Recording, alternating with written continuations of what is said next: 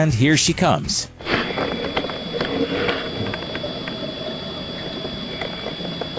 People call her Deep Blue, as she was first introduced to the public through Discovery Channel's Shark Week Marathon. The largest ever caught on film is about 20 feet long and weighs an estimated 5,000 pounds. Despite her gigantic size, the sharp teeth in her mouth, and those freakishly beady eyes, Deep Blue isn't a nightmare. In fact, most great whites aren't.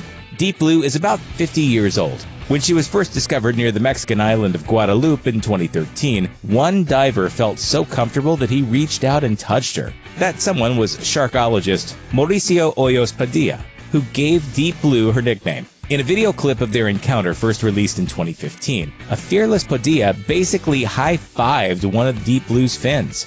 Because who needs both their hands? Even if you're okay with the prospect of underwater amputation, high-fiving a great white is a terrible idea because it can also endanger the shark.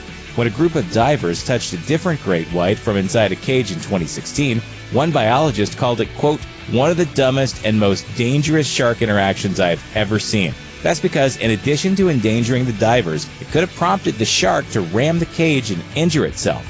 In fairness to Padilla, he might have just been overcome with excitement. It's not every day that you get to see a female great white up close, as one shark expert explained to NBC. Females are kind of elusive. We haven't really figured out where the females go and where they spend their time.